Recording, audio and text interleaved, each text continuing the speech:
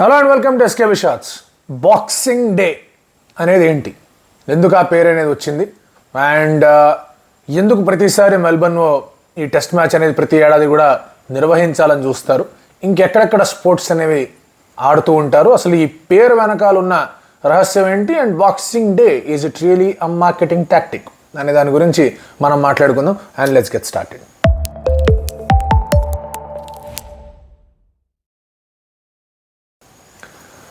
Marketing tactic అని ఎందుకన్నానంటే కనుక, బాక్సింగ్ డే అనే పేరు comes from religion or a cultural practice. So మార్కెటింగ్లో అతిపెద్ద టూల్ ఏది అంటే కనుక it's either religion or a cultural practice. అక్కడి నుంచే వచ్చింది అండ్ అదే కొనసాగిస్తూ కూడా ఉన్నారు. ఈ బాక్సింగ్ డే అనేది ఇప్పుడు వచ్చింది కాదు, ఎప్పటి నుంచి కొన్ని ఏళ్ల క్రితం యూరోప్లో ఒరిజినేట్ అయింది. కొంతమంది రోమన్ ఎంపైర్లో ఒరిజినేట్ అయిందంటారు, కొంతమంది బ్రిటిష్లో ఒరిజినేట్ అయిందంటారు. వాళ్ళ సైటేషన్స్ వాళ్ళకు ఉంటాయి. But anyway it came from Europe. And initial డేస్లో ఏమయ్యేది అంటే కనుక, క్రిస్మస్ అప్పుడు ఆ చర్చిల బయట కొన్ని బాక్సెస్ పెట్టేవాళ్ళు. ఆ బాక్సెస్లో మీకు ఒకవేళ పాత పడిపోయిన బట్టలు కానివ్వండి, లేదా దుప్పట్లు కానివ్వండి, అలాంటివన్నీ ఆ బాక్స్లో పెట్టడం. అట్ ద సేమ్ టైం ఒకవేళ కనుక ఎవరికన్నా కూడా మీరు డబ్బులు ఏమన్నా ఇద్దాం అనుకుంటున్నా, లేదా గ్రెయిన్స్ కానీ, లేదా నట్స్ కానీ, ఫుడ్ కానీ ఏదైనా ఇద్దాం అనుకున్నా కూడా ప్యాక్ చేసి ఆ బాక్స్లో పెట్టేవాళ్ళు. క్రిస్మస్ రోజు ప్రతి ఒక్కళ్ళు చర్చ్కి వెళ్తారు కాబట్టి ఆ బాక్సులు బయట ఉండేవి. ఆ బాక్స్లో వాళ్ళకి తోచిన ఒక ఇది చేస్తూ ఉండేవాళ్ళు. ఆ నెక్స్ట్ డే నిజంగానే ఎవరైతే ఆ డౌన్ ట్రాడన్ పీపుల్ ఉన్నారో, కొంచెం నీడీ పీపుల్ ఎవరైతే ఉన్నారో, కొంచెం ఆర్థికంగా అంత బలంగా లేని జనాలు ఎవరైతే ఆయా కంట్రీస్లో ఉండేవాళ్ళు, వాళ్ళకి వీళ్ళు చర్చ్ వాళ్ళే వెళ్ళి ఆ బాక్సుల నుంచి వాళ్ళకి కావాల్సినవన్నీ కూడా ఇస్తూ ఉండేవాళ్ళు, లేదా వాళ్ళకు ఉన్నవన్నీ కూడా ఇస్తూ ఉండేవాళ్ళు. సో అలా ఆ బాక్సుల్లో వేసేవాళ్ళు కాబట్టి, ఆ నెక్స్ట్ డే ఆ బాక్సులు తీసుకెళ్ళి ఇచ్చేవాళ్ళు కాబట్టి బాక్సింగ్ డే అనే ఒక టర్మ్ అనేది పడింది. కాలక్రమేణా ఏమైంది అంటే కనుక, సర్వీసెస్లో ఉన్నవాళ్ళు లేదా పని చేస్తూ ఉండే వాళ్ళకి క్రిస్మస్ నెక్స్ట్ డే గిఫ్ట్స్ అన్నీ కూడా ఒక బాక్స్లో ఇచ్చేవాళ్ళు. సో అది అక్కడి నుంచి వచ్చింది. డౌన్ ట్రాడన్ వాళ్ళకి, తర్వాత కొంచెం ఆర్థికంగా బలంగా లేని వాళ్ళకి ఏదైతే నిత్యావసర వస్తువులు కానివ్వండి, లేకపోతే ఇంకేదైనా కానీ ఒక బాక్స్లో పెట్టి ఇచ్చేవాళ్ళు, అదే పరంపరను కొనసాగిస్తూ వర్క్ కల్చర్లోకి కూడా క్రిస్మస్ నెక్స్ట్ డే ఆ బాక్సెస్ అనేవి అందజేస్తూ ఉండేవాళ్ళు. ట్రేడింగ్లో ఉన్న వాళ్ళకి, తర్వాత ఇతరత్ర మిగతా సర్వీసెస్లో ఉన్న వాళ్ళకి అది ఇస్తూ ఉండేవాళ్ళు. సో అలా బాక్సింగ్ డే అనే పేరు అనేది పడుతూ వచ్చింది. ఇక 1900స్కి వచ్చేసరికి తర్వాత many countries got independent. And English యూరోప్లో స్టార్ట్ అయింది కాబట్టి కామన్వెల్త్ నేషన్స్, అంటే ఇంగ్లాండ్ ఎక్కడెక్కడైతే వెళ్ళి వాళ్ళు కాలనైజ్ చేశారో ఆ అన్నింటినీ కామన్వెల్త్ నేషన్స్ అంటే, అందుకే వాళ్ళే కామన్వెల్త్ గేమ్స్ కూడా ఆడుతూ ఉంటారు. కొంతమంది వద్దని డిసైడ్ అవుతున్నారు ఈ మధ్య, that's a different story. So ఆయా దేశాలన్నింటిలో కూడా మీకు ఈ బాక్సింగ్ డే పరంపర అనేది వెళ్ళి కూర్చుంది. And that has been there across the world. ఎందుకంటే ఒకనొక దశలో బ్రిటిష్ వాళ్ళు మొత్తం ప్రపంచం అంతా కూడా ఆక్యుపై చేసుకుని కూర్చున్నారు. సో వాళ్ళ కల్చర్ కానివ్వండి, వాళ్ళ ప్రాక్టీసెస్ కానివ్వండి, వాళ్ళ మతానికి సంబంధించిన ఇష్యూస్ కానివ్వండి, లేకపోతే కనుక ప్రాక్టీసులు కానివ్వండి, లేదా ప్రేయర్లు కానివ్వండి, అవన్నీ కూడా ప్రపంచవ్యాప్తంగా పాకాయి. సో దీన్ని ఇలాగే సెలబ్రేట్ చేసుకుంటూ కొంతమంది మార్కెటర్స్ ఏం చేశారంటే, సరే ఎట్లాగో గవర్నమెంట్ వాళ్ళు దీనికి పబ్లిక్ హాలిడేగా డిక్లేర్ చేస్తూ వచ్చారు. చాలా గవర్నమెంట్స్ పబ్లిక్ హాలిడేగా డిక్లేర్ చేయడం అనేది చూస్తూ వచ్చాం. సో ఎలాగో వాళ్ళు డిక్లేర్ చేస్తూ వచ్చారు, no let's make it even more interesting అని చెప్పేసి బాక్సింగ్ డే సేల్ అని పెట్టడం, బాక్సింగ్ డే ఆఫర్లు అని పెట్టడం, ఇట్లాంటివన్నీ చేస్తూ వచ్చారు. స్పోర్ట్స్కి సంబంధించి కూడా ఇది చాలా ఇంట్రెస్టింగ్ ఒక సెగ్మెంట్గా మారింది. ఎందుకంటే మీరు వెస్టర్న్ నేషన్స్ తీసుకోండి, యుఎస్ కానివ్వండి, లేదా యూరోప్ కానివ్వండి, వాళ్ళందరూ కూడా డిసెంబర్ నుంచి వాళ్ళు షట్ డౌన్ అవుతారు. ఇన్ఫ్యాక్ట్ ఎవరన్నా మీ కజిన్స్ కానీ, మీ ఫ్రెండ్స్ కానీ ఎవరన్నా అక్కడ వెస్టర్న్ యూనివర్సిటీస్లో చదువుతూ ఉంటే కనుక 3 వీక్స్ దాకా 2 వీక్స్ దాకా యూనివర్సిటీ షట్, హాలిడేస్ ఇచ్చేస్తారు. So it's a holiday period వాళ్ళకి. సో ఈ హాలిడే పీరియడ్లో మ్యాక్సిమం యూటిలైజ్ చేసుకోవాలంటే ఏం చేయాలి, అక్కడ స్పోర్ట్స్ ఈవెంట్స్ అనేవి స్టార్ట్ చేయాలి. స్పోర్ట్స్ ఈవెంట్స్ అనేవి స్టార్ట్ చేయాలంటే there needs to be an occasion.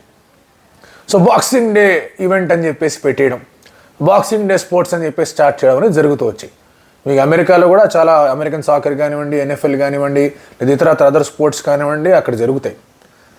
And అది ఒక పరంపరగా మారుతూ వచ్చింది. అండ్ ఇది ప్రపంచవ్యాప్తంగా కూడా జరుగుతూ వచ్చింది. అండ్ మెల్బర్న్లో 1980 ఇయర్ నుంచి క్రికెట్ ఆస్ట్రేలియా ఒక తీర్మానం చేశారు, from here every time we're in Australia. అంటే కొన్నిసార్లు సౌత్ ఆఫ్రికా కూడా వెళ్ళిన సందర్భాలు కూడా ఉంటాయి. కాబట్టి ఎప్పుడైనా కూడా ఆ క్రికెటింగ్ క్యాలెండర్లో ఆస్ట్రేలియాలో క్రికెట్ జరుగుతోంది అంటే బాక్సింగ్ డే టెస్ట్ మ్యాచ్ ఖచ్చితంగా మెల్బర్న్లో ఉండాల్సిందే అని. అంతకుముందు ఆ తర్వాత కొన్ని టెస్ట్ మ్యాచ్లు ఉండొచ్చు, బట్ బాక్సింగ్ డే రోజున మాత్రం మెల్బర్న్లో టెస్ట్ మ్యాచ్ ఉండాలని చెప్పేసి ఒక నిర్ణయం తీసుకున్నారు. అండ్ అక్కడి నుంచి ఎప్పుడెప్పుడైతే ఆస్ట్రేలియాలో క్రికెట్ సీజన్ జరుగుతూ వచ్చిందో అప్పుడప్పుడు బాక్సింగ్ డే రోజున టెస్ట్ మ్యాచ్ అనేది పెడుతూ వచ్చారు. దీనికి కారణం ఏంటో కూడా చెప్తాను. ఇప్పుడు మనం ఉన్నది నార్దర్న్ హెమిస్ఫియర్, ఆస్ట్రేలియా ఉన్నది సదర్న్ హెమిస్ఫియర్. మనకి ఇప్పుడు వింటర్, ఆస్ట్రేలియాకి ఇప్పుడు సమ్మర్. అలాగే అదర్ క్రికెటింగ్ నేషన్స్ తీసుకుంటే కనుక మేజర్ టెస్ట్ ప్లేయింగ్ నేషన్స్లో South Africa, Australia and New Zealand వాళ్ళకే ఇది సమ్మర్, వాళ్ళకే ఇది క్రికెట్ సీజన్. ఇంగ్లాండ్ కాదు, England you cannot play cricket in December. ఇండియాలో కూడా క్రికెట్ ఆడొచ్చు, బట్ ఇండియా అగైన్ ఇదే టైమ్స్ ఇండియా కీప్స్ ట్రావెలింగ్. ఒకసారి ఆస్ట్రేలియాకు, ఒకసారి సౌత్ ఆఫ్రికాకు వెళ్తుంది. మీరు లాస్ట్ 3 బాక్సింగ్ డే టెస్ట్ చూస్తే కనుక ఒకసారి మెల్బర్న్లో ఆడాం 2020, 2021 సౌత్ ఆఫ్రికాలో ఆడాం, 2023 మళ్ళీ సౌత్ ఆఫ్రికాలో ఆడాం, అండ్ 2024 మళ్ళీ ఆస్ట్రేలియాలో ఆడుతున్నాం. So India keeps travelling to Australia and South Africa. So ఇటువంటి పరిస్థితుల్లో ఇది వాళ్ళకి సమ్మర్ కాబట్టి, అండ్ వాళ్ళ స్కూలింగ్ సిస్టమ్ మనది ఎలా ఉంటుంది, ఇండియాలో ఏప్రిల్లో మొదలవుద్ది, మార్చిలో ఎండ్ అవుద్ది. సరే కొంతమందికి జూన్లో మొదలవుద్ది, మార్చిలో ఎండ్ అవుద్ది, ఏప్రిల్ మే సమ్మర్ హాలిడేస్. వాళ్ళకి అలా కదా, లైక్ ఫిబ్రవరిలో మొదలవుతుంది, డిసెంబర్ 1st కల్లా ఎండ్ అవుతుంది, డిసెంబర్ అండ్ జనవరి వాళ్ళకి సమ్మర్ హాలిడేస్. సో ఈ సమ్మర్ హాలిడేస్ ఉన్నాయి, క్రిస్మస్ హాలిడేస్ ఉన్నాయి, తర్వాత బాక్సింగ్ డే కూడా ఉంది. క్రిస్మస్ అందరూ కూడా చర్చ్కి వెళ్తారు, వాళ్ళ పూజలు పునస్కారాలు అవన్నీ ఉంటాయి వాళ్ళకి. So the next day is actually the celebration starts. Next 5 రోజులు 6 రోజులు ఇంకా క్రిస్మస్ హడావిడి, న్యూ ఇయర్ హడావిడి అంతా కూడా సెట్ ఇన్ అవుతుంది. కాబట్టి ఈ బాక్సింగ్ డే టెస్ట్ని ఇట్లా స్టార్ట్ చేద్దాం, will maximise the crowd coming in to our stadiums అని చెప్పేసి ఒక నిర్ణయం తీసుకున్నారు. Even in South Africa that happens, Boxing Day test match అనేది ఉంటుంది వాళ్ళ దగ్గర క్రికెటింగ్ సీజన్ ఉంది అంటే. మిగతా ఎక్కడ ఏ కంట్రీలో అంతగా జరగదు. న్యూజిలాండ్ కూడా అంతగా మనం అబ్జర్వ్ చేసింది, because New Zealand some times might travel to Australia, లేదా వాళ్ళు సౌత్ ఆఫ్రికాకి రావచ్చు, లేదా వాళ్ళు ఇండియాకి రావచ్చు, ఇంకెక్కడికైనా వెళ్ళచ్చు. సో అంతగా పర్టికులర్గా న్యూజిలాండ్కి బాక్సింగ్ డే టెస్ట్ ఉంటుందని ఎక్కడ చూడలేదు. వాళ్ళ సీజన్ ప్రాబ్లం ఇంకా జనవరి, ఫిబ్రవరిలో ఇంకో కొన్ని టెస్ట్ మ్యాచెస్ ఎక్కువ ఉంటాయి వాళ్ళకి. But Australia always ensures that ఈ బాక్సింగ్ డే అనేది ఇక్కడ ఉండాలి. దీన్ని ఎందుకు మార్కెటింగ్ టాక్టిక్ అంటున్నాం అంటే, ఒకటి there is a holiday, 2 there is a significance of that holiday. ఇప్పుడు ఇండియాలో కూడా 90s దాకా కూడా పొంగల్ టెస్ట్ మ్యాచ్ అని ఉండేది. వేరే లెవెల్ ఫీల్ ఉండేది పొంగల్ టెస్ట్ మ్యాచ్కి. చాలామంది ఫ్రమ్ డిఫరెంట్ పార్ట్స్, బెంగళూరు నుంచి కానీ, లేదా కేరళ నుంచి కానీ, కొంతమంది హైదరాబాద్ నుంచి కానీ, వీళ్ళందరూ వెళ్ళేవాళ్ళు చెన్నైకి ఆ టెస్ట్ మ్యాచ్ చూడడానికి. ఆ తర్వాత సరే మనం ఎలాగో మన కల్చర్ని, ప్రాక్టీసెస్ని కొంచెం పక్కదారిన పెడతాం కాబట్టి మనకు అంతగా మనం దాన్ని కన్జర్వ్ చేయలేకపోయాం ఆ ఒక కల్చర్ని. అండ్ అలాగే we keep travelling, the work load management అని పొంగల్ బయటికి వెళ్ళిపోయింది. But this is something that Australia stuck on, వాళ్ళు చేయాల్సిందని చెప్పేసి డిసైడ్ అయ్యారు. అండ్ ఎవరెవరైతే ఈ boxing day offers, boxing day events, boxing day tickets అని పెట్టారో వాళ్ళు జీనియస్ లాడ్. హాలిడే సీజన్ ఉంది and there is a significance of that holiday. ఆ రోజున సంథింగ్ ఈజ్ స్టార్టింగ్, అరే ఇదేదో బాగుందిరా అని చెప్పేసి ఒక ఇమోషనల్ యాంగిల్ అనేది స్టార్ట్ అవుతుంది. ప్రతి ఒక్క మార్కెటింగ్ ఆర్ సేల్స్ టాక్టిక్లో ఇమోషన్ ఏదైతే తట్టి లేపుతుందో that's a brilliant marketing campaign అనే టాక్టిక్. మీరు ఎక్కడైనా చూసుకోండి, మీరు ఈ పొలిటికల్ క్యాంపెయిన్ చూసుకోండి, లేదా ఇంకేదైనా క్యాంపెయిన్ చూసుకోండి, there is some or the other religious reference that is coming in to a successful campaign. So ఒకవేళ ఎంబీఏ గ్రాడ్యుయేట్స్ ఎవరైనా ఉన్నారంటే కనుక Lifebuoy's ad in Kumbh Mela అనేది చూడండి, చాలా క్లియర్గా తెలుస్తుంది ఏంటి అని చెప్పేసి. హౌ ఇండియాలో మార్కెటింగ్ అనేది ఏ లెవెల్లో ఉంటుంది, ఏ లెవెల్లో వాళ్ళు ఆలోచిస్తారనేది లైఫ్ బాయ్ కుంభమేళా యాడ్ అనేది it's a perfect example. So అలా ఇవన్నీ కనిపిస్తూ ఉంటాయి. సో దాంతో ఈ బాక్సింగ్ డేకి ఒక సిగ్నిఫికెన్స్ అనేది ఏర్పడింది. అండ్ ఇంకోటి చాలా ఈజీ కదా, ఇప్పుడు బాక్సింగ్ డే టెస్ట్ అంటే చాలా ఈజీ, ఒక బిరుదులాగా పడిపోయింది అది. ఎప్పుడన్నా కూడా ఏదన్నా ఈవెంట్కో ఏదన్నా పర్సన్కో ఒక బిరుదు పడింది అంటే that is again a successful marketing campaign, ఒక బ్రాండ్ పడిపోయినట్టు.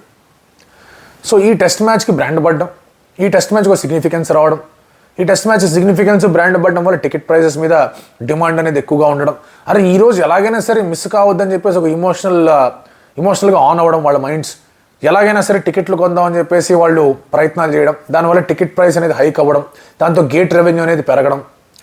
గేట్ రెవెన్యూ పెరగడం మాత్రమే కదా, అక్కడున్న లోకల్ వెండర్స్ కానివ్వండి, అక్కడున్న ఫుడ్ వెండర్స్ కానివ్వండి, వాళ్ళందరికీ కూడా బిజినెస్ రావడం. It's an entire eco system coming in to picture. So ఈ ప్రాక్టీస్ని వాళ్ళు 1980 నుంచి మొదలుపెట్టారు. ఇది 44th ఇయర్ వాళ్ళు ఇదే ప్రాక్టీస్ని కంటిన్యూ చేసుకుంటూ ఉండడం. దాదాపుగా 1-2 సంవత్సరాలు అటు ఇటు మిస్ అయి ఉండొచ్చు మా లాస్ట్ 10 yearsలో కూడా. But otherwise boxing Day test అనేది వస్తానే వచ్చింది. సో ఇంత సిగ్నిఫికెన్స్ దీనికి ఉంది. అందుకే it is called as boxing Day test. ఎందుకంటే ఇందాక అన్నట్టుగానే బాక్సెస్లో గిఫ్ట్స్ వెళ్ళేవి, లేదా బాక్సెస్లో వాళ్ళకి ఏదైనా రిక్వైర్డ్ ఐటమ్స్ వెళ్ళేవి, దాన్ని బాక్సింగ్ డే అనేవాళ్ళు. అండ్ దానికి ఒక బాక్సింగ్ అనేది ఒక మంచి పేరు కూడా ఏర్పడింది కదా. బాక్సింగ్ అంటారు, నాకౌట్ అంటారు, అదంటారు, ఇదంటారు. సో స్పోర్టింగ్ టర్మినాలజీలో బాక్సింగ్ అనే పదానికి రకరకాల అడ్జెక్టివ్స్ ఉంటాయి. Boxing it self is a sport, otherwise boxing అనేది ఒక కాంటెస్ట్ని డిసైడ్ చేసే విధంగా కూడా ఉంటుంది. సో ఇప్పుడు కూడా మనం కామెడీలు రవిశాస్త్రి అప్పుడప్పుడు అంటుండే throwing punches at each other అని చెప్పేసి, అది కూడా ఒక బాక్సింగ్ టర్మినాలజీ. సో ఇలాంటివన్నీ రావడం దీనికి దోహదపడేలాగా చేసింది. And it was one of my interesting key point నేను ఎంబీఏ చేస్తున్నప్పుడు, రిలీజన్ అండ్ మార్కెటింగ్ అనేది ఎలా ఉంటుంది అనేది. అందులో one of the cases was Boxing Day. So చాలా రోజుల తర్వాత మళ్ళీ దాని గురించి తెలుసుకొని మాట్లాడే అవకాశం దొరికింది. So hope you enjoy the video.